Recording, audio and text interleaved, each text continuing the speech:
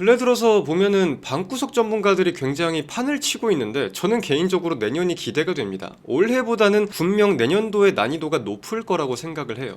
주도 테마는 분명히 있다 할지언정 그 안에서 옥석 가리기가 될 것이라고 강하게 전망하고 있습니다. 그리고 저는 그게 진짜 실력을 구분할 수 있는 시점이라고 보기도 합니다.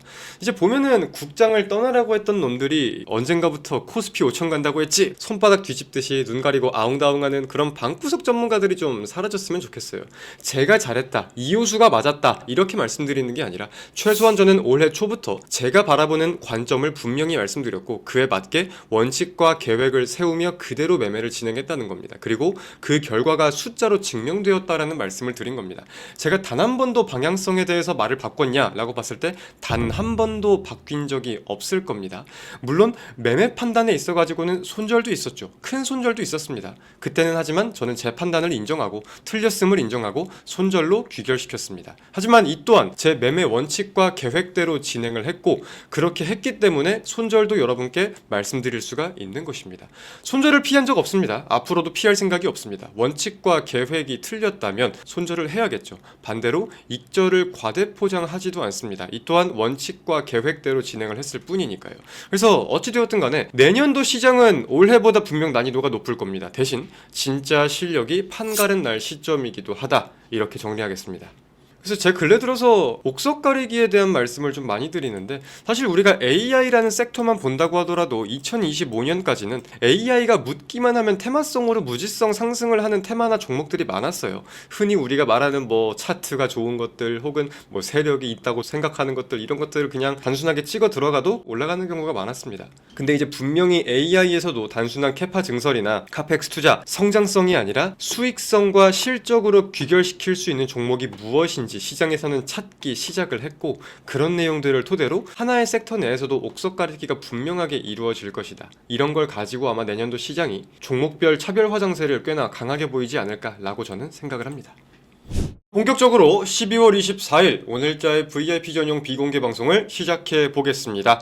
자, 전일 미국 증시 한번 살펴봅시다. 전일 미국의 3대 증시가 강보합세로 마감되었어요. 다우지수가 0.16%, 나스닥 종합은 0.57%, S&P 500은 0.46%, 필라델피아 반도체 지수는 0.55% 상승 마감했습니다. 사실 저는 어제 미국 증시가 좀 꽤나 빠질 줄 알았습니다. 그 이유라고 한다면은 개장 전에 발표되었던 미국의 3분기 GDP 성장률이 생각보다 너무 잘 나와서 이 금리 인하에 대한 기대 심리가 단기적으로는 푹 한번 꺾일 수 있겠다라고 생각을 했거든요. 실제로 그 시간에 선물이 한번 꽉 꺾이기도 했었고, 그러한 3분기 GDP 성장률이 어떻게 나왔냐를 본다면은 전기 대비해가지고 4.3% 성장했습니다.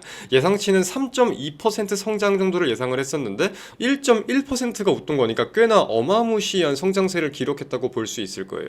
그래서 GDP가 성장할 수 있던 가장 큰 동력으로는 소비 지출과 무역 수지가 개선되었다, 이 두 개 포인트가 있을 거예요. 소비 지출에 대해서는 뭐 3분기에 돈을 많이 썼다고 이해할 수 있을 거고, 무역 수지와 관련해서는 관세랑 어느 정도 연관이 좀 있는 것 같습니다. 수입은 줄고 수출은 증가하면서 무역 수지가 개선되는 모습을 보였고 그게 GDP 성장에 견인을 했다, 이렇게 이해해 볼 수 있겠네요. 본래 미국 같은 경우는 무역 수지가 잘 나올래야 잘 나올 수가 없는 구조였어요.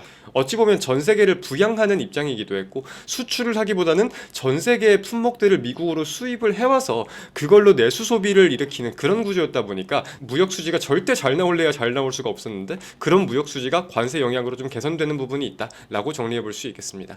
근데 이제 여러분들도 바로 생각을 하시겠지만 이건 사실 물가 상승 압력이랑도 분명히 연동성이 있는 거예요. 그 포인트는 우리가 잊지 말아야 합니다. 그러한 와중에 근원 PC 물가 지수도 2분기보다 3분기에 오름폭이 좀 커졌다고 나왔다 보니까 한 차례 충격 파동이 나올 수 있는 가능성은 좀 인지할 필요가 있겠습니다. 어제 같은 경우는 개인적으로 간만에 명실상부 코스닥을 좀 보여준, 코스닥이 코스닥한 하루가 아닌가 생각이 듭니다. 지수 자체도 1%가량 빠지긴 빠졌는데 그게 중요한 게 아니라 어제 미래에셋 벤처 투자가 하한가를 봤죠. 사실 미래에셋 벤처 투자의 투자 규모가 생각보다 크지 않다, 훨씬 높은 거는 미래에셋 증권이다, 이거는 우리 모두가 알고 있었어요. 네이버 검색만 해도 사실 나오는 내용이었는데 참 웃긴 하루였던 게 아닌가 생각이 듭니다. 더불어서 제가 확인을 해보니까 주요 임원이나 대주주들 라인에서도 매도 공시가 나오기도 나왔던데 참 재미난 모습이 아니지 않을까 싶어요. 그리고 또 우주항공에서 또 기막힌 움직임을 보였던 종목이 하나가 있었죠. 이노스페이스. 장중 고가가 26.36%인데 이제 발사체 실패에 대한 내용을 가지고 저가 기준 28.67% 하락까지, 즉 당일 변동성이 50%가 넘었던 겁니다. 근데 그 50%가 넘는 변동성이 한 5분 만에 나왔다라는 점에서 정말 경이로운 움직임을 보인 게 아닌가 생각이 들어요. 게다가 이제 장 마감 후에는 두산 로보틱스도 두산 계열에서 지분을 매도하겠다는 소식이 나오면서 이런 급락을 보였거든요. 사실 그래서 이런 매도 혹은 떨어지는 이유를 보면은 분명히 떨어지는 이유들이 있어요. 급하게 빠질 만한 이슈인 것들도 맞고. 근데 제가 지금 조금 이제 아쉽다고 하는 거는 이 모든 것들이 지금 하루에 겹쳐가지고 나온다는 게 사실 개인 투자자 입장에서는 곤욕스러운 힘든 하루가 아니었나라고 생각을 합니다. 그래서 어제는 참 코스닥이 코스닥을 했고, 어제 오전에 저희도 종목 진입을 대기하다가 진입하지 않았는데 잘 참았다라고 저는 좀 정리가 되더라고요. 근래 들어서 보면은 방구석 전문가들이 굉장히 판을 치고 있는데 저는 개인적으로 내년이 기대가 됩니다. 올해보다는 분명 내년도의 난이도가 높을 거라고 생각을 해요. 주도 테마는 분명히 있다 할지언정 그 안에서 옥석 가리기가 될 것이라고 강하게 전망하고 있습니다. 그리고 저는 그게 진짜 실력을 구분할 수 있는 시점이라고 보기도 합니다. 이제 보면은 국장을 떠나라고 했던 놈들이 언젠가부터 코스피 5천 간다고 했지, 손바닥 뒤집듯이 눈 가리고 아웅다웅하는 그런 방구석 전문가들이 좀 사라졌으면 좋겠어요. 제가 잘했다, 이호수가 맞았다 이렇게 말씀드리는 게 아니라 최소한 저는 올해 초부터 제가 바라보는 관점을 분명히 말씀드렸고 그에 맞게 원칙과 계획을 세우며 그대로 매매를 진행했다는 겁니다. 그리고 그 결과가 숫자로 증명되었다라는 말씀을 드린 겁니다. 제가 단 한 번도 방향성에 대해서 말을 바꿨냐라고 봤을 때 단 한 번도 바뀐 적이 없을 겁니다. 물론 매매 판단에 있어가지고는 손절도 있었죠. 큰 손절도 있었습니다. 그때는 하지만 저는 제 판단을 인정하고 틀렸음을 인정하고 손절로 귀결시켰습니다. 하지만 이 또한 제 매매 원칙과 계획대로 진행을 했고 그렇게 했기 때문에 손절도 여러분께 말씀드릴 수가 있는 것입니다. 손절을 피한 적 없습니다. 앞으로도 피할 생각이 없습니다. 원칙과 계획이 틀렸다면 손절을 해야겠죠. 반대로 익절을 과대포장하지도 않습니다. 이 또한 원칙과 계획대로 진행을 했을 뿐이니까요. 그래서 어찌되었든 간에 내년도 시장은 올해보다 분명 난이도가 높을 겁니다. 대신 진짜 실력이 판가른 날 시점이기도 하다, 이렇게 정리하겠습니다. 그래서 제 근래 들어서 옥석 가리기에 대한 말씀을 좀 많이 드리는데, 사실 우리가 AI라는 섹터만 본다고 하더라도 2025년까지는 AI가 묻기만 하면 테마성으로 무지성 상승을 하는 테마나 종목들이 많았어요. 흔히 우리가 말하는 뭐 차트가 좋은 것들 혹은 뭐 세력이 있다고 생각하는 것들, 이런 것들을 그냥 단순하게 찍어 들어가도 올라가는 경우가 많았습니다. 근데 이제 분명히 AI에서도 단순한 캐파 증설이나 카펙스 투자, 성장성이 아니라 수익성과 실적으로 귀결시킬 수 있는 종목이 무엇인지 시장에서는 찾기 시작을 했고, 그런 내용들을 토대로 하나의 섹터 내에서도 옥석 가리기가 분명하게 이루어질 것이다. 이런 걸 가지고 아마 내년도 시장이 종목별 차별 화장세를 꽤나 강하게 보이지 않을까라고 저는 생각을 합니다. 자, 12월 24일 국내 증시 개장했습니다.